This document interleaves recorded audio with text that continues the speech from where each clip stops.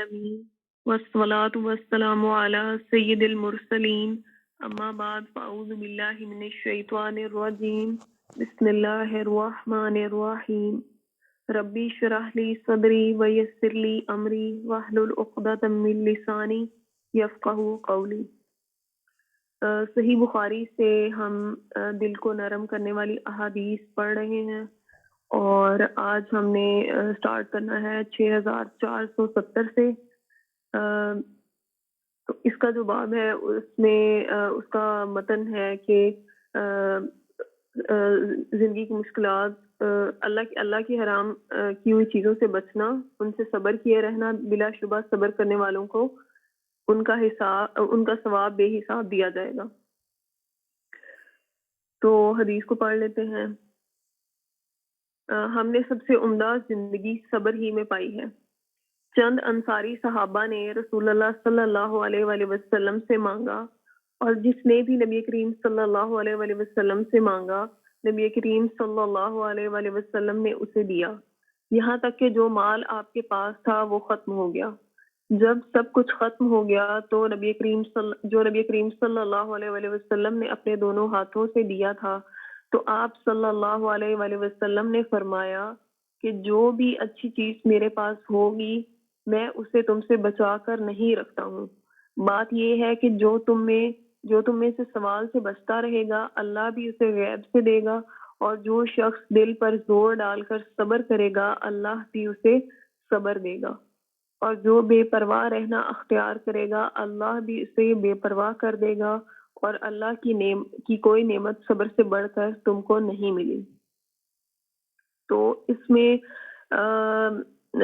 نبی کریم صلی اللہ علیہ وآلہ وسلم کی سخاوت کا ذکر ہے۔ سب سے پہلے کہ آپ صلی اللہ علیہ وآلہ وسلم سے جس نے بھی مانگا مال، تو آپ صلی اللہ علیہ وآلہ وسلم نے وداؤٹ اینی ڈسکریمنیشن کہ اچھی کوئی بھی مطلب اچھی چیز اپنے پاس نہیں رکھی، وہ بھی ساری تقسیم کر دی۔ اور دوسری بات یہ ہے کہ نبی کریم صلی اللہ علیہ وآلہ وسلم نے فرمایا کہ جو کوئی بھی اللہ تعالیٰ پر بھروسہ کرے گا کہ مطلب لوگوں کے سامنے ہاتھ نہیں پھیلائے گا، سوال نہیں کرے گا، تو اللہ تعالیٰ اسے غیب سے دے گا، اور جو شخص دل پر زور ڈال کر صبر کرے گا اللہ بھی اسے صبر دے گا، اور جو بے پرواہ رہنا اختیار کرے گا تو اللہ تعالیٰ بھی مطلب اس کے دل کو غنا سے بھر دیں گے، اور اس کے دل میں جو ہوتی ہے self sorry I'm short on vocabulary now، تو مطلب آپ کے دل کو جو ہے نا وہ غنا آ جاتا ہے، مطلب سیلف فلفلمنٹ کا جو ایک سٹیج ہوتی ہے نا وہ اللہ تعالیٰ آپ کو دے دیتے ہیں۔ تو اس کے بعد فرمایا کہ اللہ کی کوئی نعمت صبر سے بڑھ کر تم کو نہیں ملی۔ تو صبر جو ہے وہ سب سے عمدہ چیز ہے جو اللہ تعالیٰ عطا کرتے ہیں جو بھی اللہ پر بھروسہ کرتا ہے۔ نیکسٹ حدیث پڑھ لیتے ہیں۔ صحیح بخاری 6471۔ نبی کریم صلی اللہ علیہ وآلہ وسلم اتنی نماز پڑھتے تھے کہ آپ کے قدموں میں ورم آ جاتا، یا کہا کہ آپ کے قدم پھول جاتے۔ نبی کریم صلی اللہ علیہ وآلہ وسلم سے عرض کی جاتی کہ آپ تو بخشے ہوئے ہیں۔ نبی کریم صلی اللہ علیہ وآلہ وسلم فرماتے ہیں کہ کیا میں اللہ کا شکر گزار بندہ نہ بنوں؟ تو نبی کریم صلی اللہ علیہ وآلہ وسلم اللہ تعالیٰ کی عبادت اس قدر کیا کرتے تھے کہ آپ صلی اللہ علیہ وآلہ وسلم کے پاؤں مبارک پھول جاتے تھے، اور جب آپ سے مطلب آپ سے عرض کی جاتی کہ آپ تو بخشے ہوئے ہیں، آپ تو نبی ہیں، تو آپ صلی اللہ علیہ وآلہ وسلم فرماتے کہ کیا میں اللہ کا شکر گزار بندہ نہ بنوں؟ تو مطلب اللہ تعالیٰ کی نعمتوں کا شکر ہر حال میں کرنا چاہیے، اور اللہ تعالیٰ کی اطاعت و فرما برداری مسٹ ہے۔ مطلب آپ کو کبھی بھی یہ فیل نہیں ہونا چاہیے کہ میں تو بخشا ہی جاؤں گا۔ تو یہ چیز ہمارے نبی جو کہ رحمت للعالمین ہیں صلی اللہ علیہ وآلہ وسلم، آپ صلی اللہ علیہ وآلہ وسلم بھی فرما رہے ہیں کہ کیا میں اللہ کا شکر گزار بندہ نہ بنوں؟ تو ہم بینگ اے نیشن مطلب، اور آپ صلی اللہ علیہ وسلم کی امتی ہونے کے ریفرنس ہے. ہمیں تو بالکل بھی جو ہے وہ اپنی عبادات کو کنٹینیو کرنا چاہیے. نیکسٹ حدیث 6471. مراد ہے کہ تمام انسانی مشکلات میں اللہ پر بھروسہ اختیار کرے. اور رسول اللہ صلی اللہ علیہ وآلہ وسلم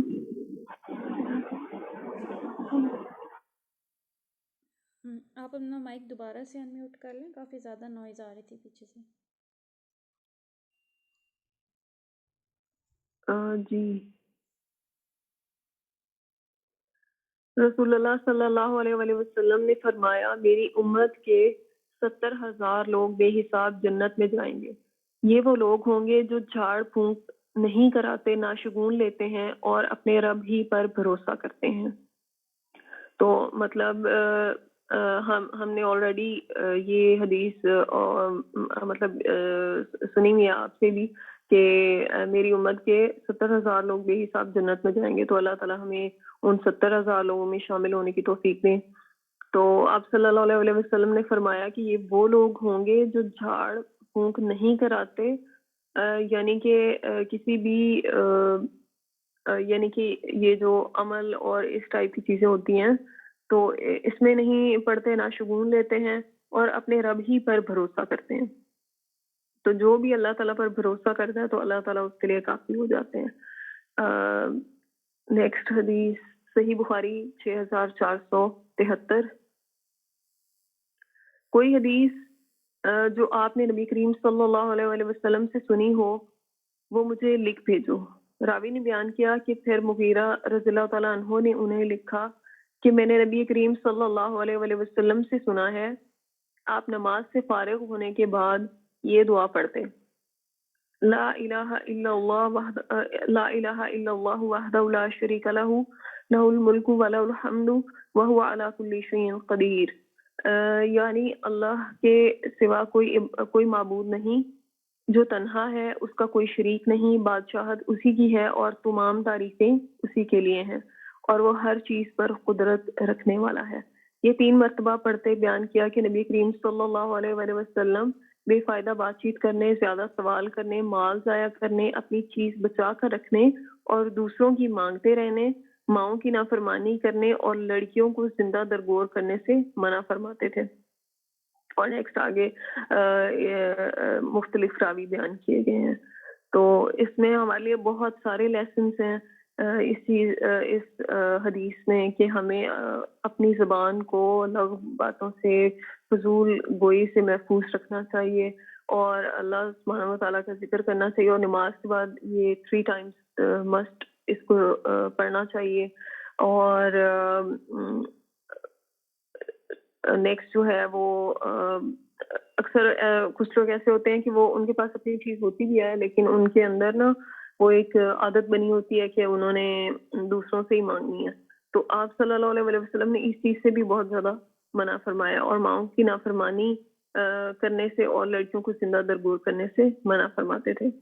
تو اللہ تعالیٰ ہمیں اس حدیث میں جو احکامات نبی کریم صلی اللہ علیہ وسلم نے حکم فرمائے ہیں، اللہ تعالیٰ ہمیں ان پر عمل کرنے کی توفیق عطا فرمائے اور ہمیں اپنے نیک بندوں میں شامل کرے. آمین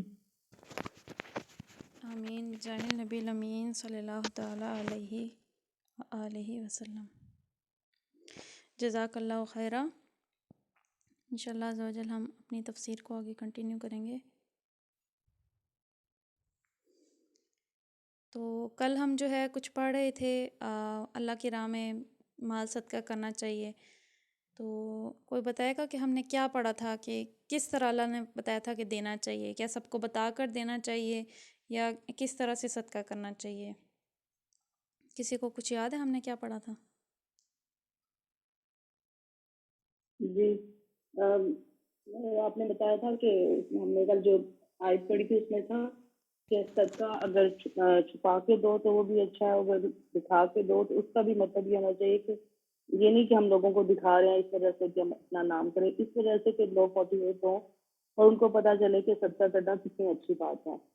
جی بالکل، اور اس میں مطلب نیت کا ہے، اگر کوئی ان دکھا کے کرتا ہے تو ہم اس کو یہ نہیں کہہ سکتے کہ وہ دکھاوا کر رہا ہے، ہو سکتا ہے اس کے دل میں کوئی اچھی نیت ہو، لیکن یہ کہ پھر بھی جو ہے یہ جی بات یہ ہم نے پڑھی تھی کہ جو فرض ہے وہ ہم نے سامنے کرنا ہے، فرض عمل، بھلے وہ نماز ہو، فرض زکوٰۃ ہو، کوئی بھی فرض عمل ہے، اور جو نفلی ہیں وہ ہم نے چھپا کے کرنے ہیں۔ مطلب تفسیر میں ہم نے یہ پڑھا تھا کہ ہاں نفلی جتنی بھی باتیں ہیں وہ جی جی کیونکہ تاکہ وہ خالص اللہ کے لیے ہو جائیں، بھلے وہ صدقے خیرات ہوں، کچھ بھی ہوں۔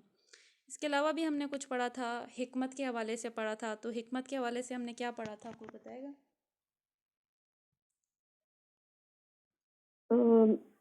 ہم نے پڑھا تھا کہ اللہ تعالیٰ جسے چاہتے ہیں حکمت و بصیرت عطا کرتے ہیں، اور جس کو حکمت و بصیرت عطا کر دی جاتی ہے اس کے لیے ڈیفینیٹلی بہت بھلائی، مطلب یہ بہت بیسٹ ایک چیز ہے۔ جی بالکل، یعنی اللہ جس کو چاہتے ہیں، تو اللہ کی اللہ نعمت ہے۔ تعالیٰ ہمیں جی جی یہ نعمت ہے تو ہمیں بھی مانگنی چاہیے اللہ تعالیٰ سے کہ ہمیں بھی حکمت عطا ہاں فرمائے۔ جی نظر کے حوالے سے ہم نے پڑھا تھا، نظر ماننا، تو وہ کیا ہوتا ہے، نظر ماننا کس کو کہتے ہیں؟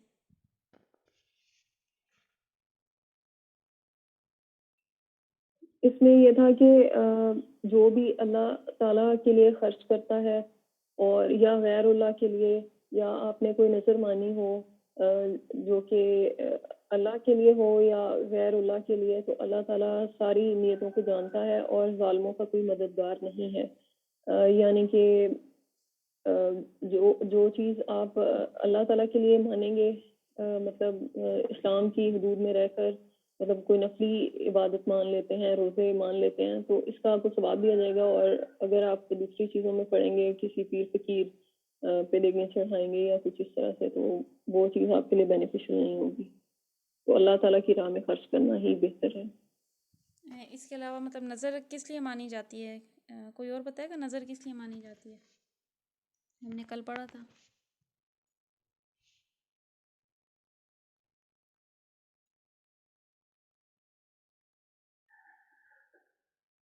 منت ماننے کو کہتے مطلب ہیں نا؟ انسان جی جی مطلب آپ کی فرض نہیں ہوتی، لیکن آپ خود سے عہد کرتے ہیں کہ اگر اس طرح سے ہو جائے کوئی کام تو آپ شکرانے کے طور پہ یا کچھ اس طرح سے جی نہیں۔ بالکل، یعنی کہ آپ کوئی منت مان سکتے ہیں اپنے کسی بھی نیک و جائز کام کے لیے، منت ماننا اس کو یا نظر ماننا اس کو کہتے ہیں۔ کسی بھی اپنے نیک و جائز کام کے لیے آپ یہ نیت کر سکتے ہیں کہ اگر میرا فلاں کام ہو گیا تو میں جو ہے اتنی نفلی عبادت یا یہ عمل کروں گا یا اتنا صدقہ خیرات کروں گا۔ تو اس کے بارے میں ہوتا ہے کہ اگر اچھی نیت سے کیا جائے تو اللہ تعالیٰ اس کو قبولیت کا درجہ عطا فرماتے ہیں۔ تو آئیے ہم اسی کو ہی آگے کنٹینیو کرتے ہیں۔ آج ہم نے آیت نمبر 272 سے پڑھنا ہے۔ میری آواز کلیئر آ رہی ہے سب کو؟ تھوڑی سی کم آ رہی ہے۔ اچھا، آپ مجھے بتائیں آواز کلیئر ہے ابھی؟ جی آپ کلیئر ہے۔ ٹھیک ہے۔ سورہ بقرہ آیت نمبر 272۔ اعوذ باللہ من الشیطان الرجیم، بسم اللہ الرحمن الرحیم۔ لیس علیک ہداہم ولکن اللہ یہدی من یشاء، وما تنفقوا من خیر فلانفسکم، وما تنفقون الا ابتغاء وجه اللہ، وما تنفقوا من خیر یوفى الیکم وانتم لا تظلمون۔ لیس علیکا نہیں آپ پر ذمہ، ہداہم ان کی ہدایت کا، ولیکن اللہ اور لیکن اللہ، یہدی من یشاء جسے چاہتا ہے ہدایت دیتا ہے، وما تنفقوا اور جو تم خرچ کرو، من خیرن اپنے مال میں سے، فلانفسکم تو اپنے واسطے، وما تنفقون اور نہ خرچ کرو گے، الا ابتغاء مگر حاصل کرنا، وجہ اللہ اللہ کی رضا، وما تنفقوا اور جو تم خرچ کرو، من خیرن اپنے مال سے، یوفا پورا ملے گا، الیکم تمہیں، وانتم لا تظلمون اور تم پر کوئی زیادتی نہیں کی جائے گی۔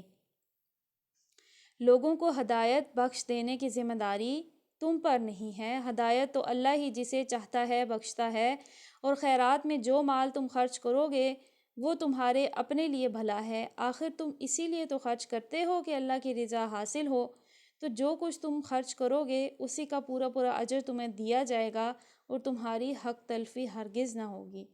تو یہی آیتیں کنٹینیو ہیں اللہ تعالیٰ کی راہ میں خرچ کرنے والی.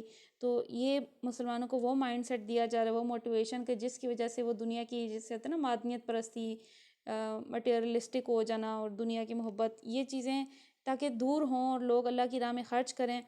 اور پھر بتایا گیا کہ ہدایت دینا کس کا کام ہے، تم تو لوگوں کے دلوں میں تو نہیں ڈال سکتے. اب دیکھیں کہ کوئی بھی بات ہے، کوئی بھی نیکی کی بات ہے، نیکی کا حکم دینا، برائی سے منع کرنا، ہم صرف بتا سکتے ہیں کہ یہ عمل ہے، یہ آپ کر لیں، اللہ نے اس طرح سے حکم فرمایا. ہم کسی کے دل میں ہدایت تو نہیں ڈال سکتے، کیونکہ وہ تو اللہ تعالیٰ جسے چاہتا ہے دیتا ہے.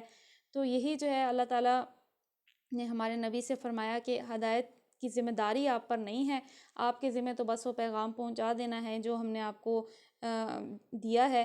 اور پھر خیرات کے بارے میں کیا فرمایا کہ جو تم خرچ کرتے ہو وہ تمہارے لیے بھلا ہے، اور تم کس لیے خرچ کرتے ہو؟ اللہ کی رضا حاصل کرنے کے لیے.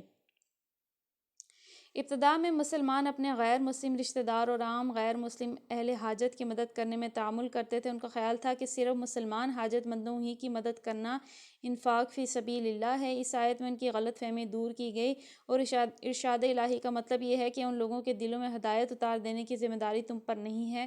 تم حق بات پہنچا کر اپنی ذمہ داری سے سبکدوش ہو چکے. اب یہ اللہ کے اختیار میں ہے کہ ان کو بصیرت کا نور عطا کرے یا نہ کرے. رہا دنیاوی مال و متاع سے ان کی حاجتیں پوری کرنا، تو اس سے تم محض اس وجہ سے تعامل نہ کرو کہ انہوں نے ہدایت قبول نہیں کی. اللہ کی رضا کے لیے جس حاجت مند انسان کی بھی مدد کرو گے اس کا اجر اللہ تمہیں دے گا. تو اس سے یہ بات کلیئر ہو گئی اس آیت سے کہ آپ غیر مسلم، اگر آپ کے اہل و عیال میں سے یا رشتہ داروں میں سے کوئی ہیں جو غیر مسلم ہیں اور وہ ضرورت مند ہیں، تو اب اللہ کی رضا کے لیے انہیں دیں تو اس کا اجر آپ کو ملے گا. رہا ان کو ہدایت دینے کا کام کہ وہ مسلمان نہیں ہوئے یا کوئی وہ عمل نہیں کرتے، تو ان کو ہدایت دینا اللہ کا کام ہے. ہم تو جو نیکی کرتے ہیں اللہ کی رضا پانے کے لیے کرتے ہیں. تو فرمایا کہ جو کچھ بھی تم خیرات کرو گے اس کا تمہیں پورا اجر ملے گا، حق تلفی نہ ہوگی. اس میں کچھ شرعی اختلافات ہیں اس حوالے سے کہ جو نفلی ہے وہ دیا جا سکتا ہے جیسے صدقہ و خیرات، لیکن جو فرض ہے زکوٰۃ وغیرہ وہ صرف مسلمانوں ہی کو دی جائے. تو اس طرح کے کچھ فرقوں میں مختلف اختلافات ہیں، اختلافی یعنی مسائل ہیں. تو اس کو جب زکوٰۃ کے مسئلے آئیں گے تو تب اس کو ڈیٹیل میں عموماً ہم پڑھ لیں گے. البتہ یہ کہ یہاں خیرات کا ذکر ہے تو وہ آپ غیر مسلم کو اتنا ضرورت مند حاجت مند ہے تو آپ اس کو دے سکتے ہیں. اور رہا اس کو ہدایت دینا وہ تو اللہ کا ذمہ ہے، ہمیں تو ہماری نیکی کا اجر ملے گا، ہمارے عمل کا اجر ملے گا. تو یہ جس موقع پہ نازل ہوئی وہ بھی بتا دیا گیا کہ جب مسلمان جو ہے اپنے جو ان کے رشتہ دار تھے غیر مسلم ان کو دیتے وہ سوچتے تھے کہ پتہ نہیں ان پہ لگتا ہے یا ان کو دینا چاہیے بھی یا نہیں، تو یہ ان کو بتایا گیا کہ تم تو اللہ کی رضا پانے کے لیے کرتے ہو. آیت نمبر 273 للفقراء الذين احصروا في سبيل الله لا يستطيعون ضربا في الأرض يحسبهم الجاهل أغنياء من التعفف تعرفوهم بسيماهم لا يسألون الناس إلحافا وما تنفقوا من خير فإن الله به عليم.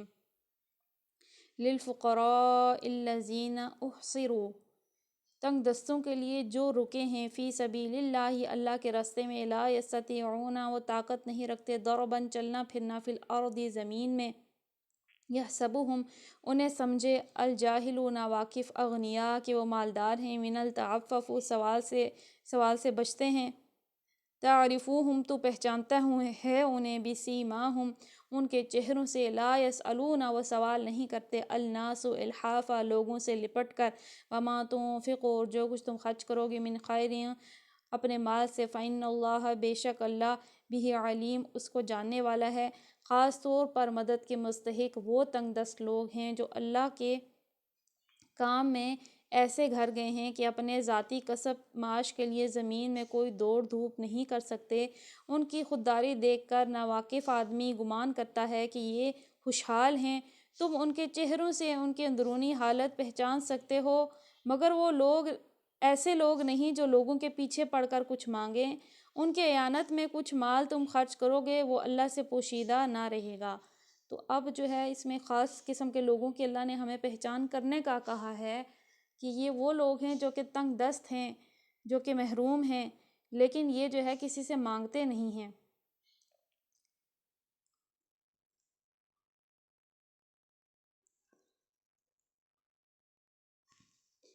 تو ان کی کیا نشانی اللہ تعالیٰ نے بتائی ہے کہ تم ان کے چہرے ہی دیکھو گے تو تم پہچان لو گے۔ واقعی کئی دفعہ ایسا ہوتا ہے کہ کئی لوگ ہم دیکھتے ہیں بہت زیادہ وہ ضرورت مند بھی ہوتے ہیں، وہ خود کچھ نہ کچھ چھوٹا موٹا کسب کر رہے ہوتے ہیں اپنے کمائی کے لیے، یا یہاں پہ جو خصوصیت کے ساتھ جن لوگوں کا ذکر ہے وہ ہے جو کہ اللہ کے دین کے کسی ایسے کام پر معمور ہیں کہ وہ کوئی ذاتی کسب نہیں کر سکتے۔ تو اس میں عموماً وہ دین کا کام کرنے والے آ جاتے ہیں، جیسے کہ مسجدوں کے امام ہوتے ہیں، یا کوئی ایسے دینی خدمت کرنے والے یا دین کا کام کرنے والے لوگ ہوتے ہیں جو کہ سارا وقت دین کو دیتے ہیں۔ اب اگر وہ دیکھیے کہ مسجد سے انہیں مطلب کیا ملتا ہے، 10,000 15,000 ان کو، اس میں تو کوئی اتنا گزارا تو نہیں ہوتا، لیکن وہ اللہ کی رضا کے لیے وہ وہاں پہ کر رہے ہیں، اگر وہ وہاں پہ چھوڑ کے چلے جائیں تو دین کا کام کون کرے گا؟ اسی طرح سے عموماً جیسے مدرسے لگانے والے ہوتے ہیں، فیمیلز ہوتی ہیں، عالمات ہوتی ہیں، میلز بھی ہوتے ہیں جو کہ فی سبیل اللہ پڑھاتے ہیں، اللہ کے جو کتاب ہے لوگوں کو فی سبیل اللہ وہ دین بچوں کو سکھاتے ہیں۔ اب اگر وہ لوگ چاہیں تو وہ یہ کام چھوڑ دیں اور کوئی دنیاوی کسب کریں، وہ بھی ہماری طرح مال و دولت کمائیں، لیکن انہوں نے کیا کیا کہ انہوں نے اللہ کے دین کے لیے وہ کوئی ذاتی کسب نہیں کرتے، لیکن یہ کہ ہوتے وہ ضرورت مند ہیں، اور وہ ان کی جو عزت نفس ہے یہ بھی گوارا نہیں کرتی کہ وہ کسی سے مانگیں۔ تو اللہ نے ہمیں ان کی خاص پہچان کرنے کا کہا ہے کہ تم ان کے چہروں سے اندرونی حالت پہچان لو گے، اور واقعی اندازہ ہو جاتا ہے اگر ہم تھوڑی سی جو ہے نظر رکھیں، اس طرح کی نظر رکھیں جس میں جو ہے نا ہم دیکھنا چاہیں کہ واقعی کون مستحق ہے، تو ہمیں نظر آ جائیں گے ایسے لوگ، کیونکہ وہ لوگ کسی کے پیچھے پڑ کے ایسے مانگتے نہیں ہیں، تو لوگ سمجھتے ہیں شاید ان کے پاس بہت ہے، ان کو ضرورت نہیں ہے، تو ایسا نہیں ہوتا، پہچان کرنی چاہیے، اور یہ اللہ نے حکم دیا ہے۔ اس گروہ سے مراد وہ لوگ ہیں جو خدا کے دین کی خدمت میں اپنے آپ کو ہمتاً وقف کر دیتے ہیں، اور سارا وقت دینی خدمت میں صرف کر دینے کی وجہ سے اس قابل نہیں رہتے کہ اپنی معاش پیدا کرنے کے لیے کوئی جدوجہد کریں۔ نبی صلی اللہ تعالیٰ علیہ وسلم کے زمانے میں اس قسم کے رضاکاروں کا مستقل گروہ تھا جو تاریخ میں اصحاب صفا کے نام سے مشہور ہے۔ یہ 300-400 آدمی تھے جو اپنے گھر بار چھوڑ کر مدینے آ گئے تھے، ہمہ وقت حضور کے ساتھ رہتے تھے، ہر خدمت کے لیے ہر وقت حاضر رہتے، حضور جس مہم پر چاہتے انہیں بھیجتے تھے، اور مدینے سے باہر کوئی کام نہ ہوتا اس وقت یہ مدینے میں رہ کر دین کا علم حاصل کرتے اور دوسرے بندگان خدا کو اس کی تعلیم دیتے رہتے۔ چونکہ یہ لوگ اپنا پورا وقت دینے والے کارکن تھے اور اپنی ضروریات فراہم کرنے کے لیے اپنے ذاتی وسائل نہ رکھتے تھے، اس لیے اللہ تعالیٰ نے عام مسلمانوں کو توجہ دلائی کہ خاص طور پر ان لوگوں کی مدد کرنا انفاق فی سبیل اللہ کی بہترین مصرف ہے۔ انفاق فی سبیل اللہ یعنی اللہ کی راہ میں خرچ کرنا، انفاق خرچ کرنا فی سبیل اللہ کی راہ میں۔ تو خصوصیت کے ساتھ یہ جو ہے کن لوگوں کے لیے اتری تھی، اس دور کے جو اصحاب صفا تھے۔ اصحاب صفا جیسے میں نے مثال دی وہی ہیں جو دین کا کام کرنے میں لگے ہوتے ہیں۔ تو اصحاب صفا وہ تھے کہ جنہوں نے ان میں ایسے اصحاب تھے جو کہ بڑی یعنی لیوش قسم کی لائف گزار رہے تھے۔ آپ حضرت مصعب بن عمیر جیسے صحابہ جو کہ برینڈڈ کپڑوں سے کم کبھی پہنتے نہیں تھے، خصوصیت کے ساتھ ان کے لیے کپڑے سلائے جاتے تھے، وہ لوگ جو کہ یعنی اپنا گھر بار سب کچھ چھوڑ کے مکے سے ہجرت کر کے مدینے آ گئے تھے خالص اس دین کی وجہ سے۔ تو ایسے اصحاب ان میں شامل تھے، اور پھر کئی غرباء، ضرورت مند، ہر طرح کے لوگ تھے، لیکن ان کا کیا تھا کہ یہ اگر چاہتے تو یہ اپنا جو ہے کسب کوئی کر کے کمائی کر سکتے تھے، لیکن یہ وہاں دین کی خدمت کے لیے انہوں نے اپنے آپ کو وقف کر دیا تھا، یعنی اپنا ہر تمام ٹائم جو ہے انہوں نے دین کے لیے، جب بھی کوئی بھی مہم ہوتی، کوئی بھی غزوات ہوتے، کوئی بھی جو مارکہ ہوتا وہاں پہ یہ شامل ہوتے، جہاں دین سکھانے کی باری آتی وہاں یہ پیش ہوتے۔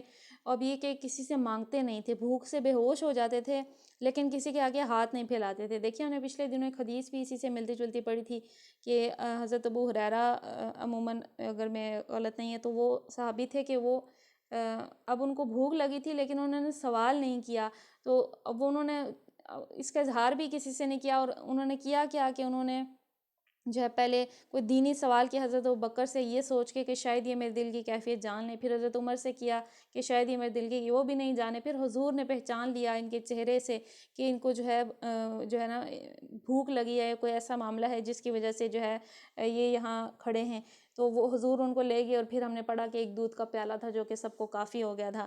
تو یہ معاملات تھے، اگر کوئی پہچاننا چاہے جیسے ہمارے نبی نے پہچان لیا، چہرے سے ہی پہچان لیا، اور پہچان کرنی بھی چاہیے ہمیں تاکہ ہم جو حقیقی معنوں میں ضرورت مند لوگ ہیں جو کسی کے آگے ہاتھ نہیں پھیلاتے۔ دیکھیے جو ہاتھ تو پھیلاتے ہیں وہ تو آ کے لے جاتے ہیں اپنا حصہ، وہ بھی کہیں ضرورت مند ہوتے ہیں، لیکن جو ہاتھ نہیں پھیلاتے تو ان کا بھی حق ہوتا ہے کہ ان کو دیکھا جائے، ان کو ڈھونڈا جائے۔ آیت نمبر 274 الذین ينفقون اموالهم باللیل والنہار أجرهم عند ربهم ولا خوف عليهم ولا هم يحزنون الذين ينفقون جو لوگ خرچ کرتے ہیں اموالہم باللیل والنہاری اپنے مال رات میں اور دن میں سرا و علانیہ پوشیدہ اور ظاہر فلہم اجرہم پس ان کے لیے اس کا اجر ہے عند ربہم ان کے رب کے پاس ولا خوف علیہم اور نہ کوئی خوف ہوگا ان پر ولا ہم یحزنون اور نہ وہ غمگین ہوں گے۔ جو لوگ اپنے شب و روز کھلے اور چھپے پوشیدہ یعنی کھلے اور چھپے خرچ کرتے ہیں ان کا اجر ان کے رب کے پاس ہے، ان کے لیے کوئی خوف اور رنج کا مقام نہیں ہے۔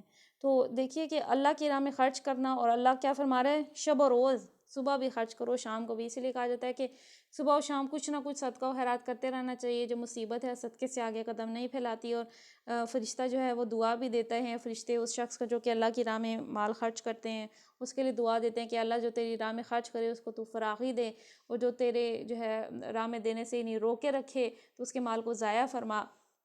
تو اللہ سے دعا کرتے ہیں ہمیں توفیق دے کہ اس کی راہ میں ہم خرچ کریں، اور اللہ کیا فرما رہا ہے کہ شب و روز خرچ کرو، یعنی صبح و شام، اور کھلے بھی کرو اور چھپے بھی کرو، کچھ جو ہے دکھا کے کرو، کچھ چھپا کے۔ دکھانے کی ہم نے پڑھ لیا تھا آلریڈی کہ اگر نیت اچھی ہو تو تب آپ دکھا کے کر سکتے ہیں۔ پھر فرمایا جو ایسا عمل کرے گا تو اس کا جو اجر ہے وہ اس کے رب کے پاس ہے۔ تو اللہ کے ہاں ہے نا، یہ تو اللہ کے ہاں اکاؤنٹ ہے، آپ اپنے اکاؤنٹ میں ہی ڈپازٹ کریں جو اللہ کے ہاں ہے، اور وہ ایسا ہے، ایسا حساب کتاب ہے کہ اس جیسے کوئی حساب کتاب نہیں ہے۔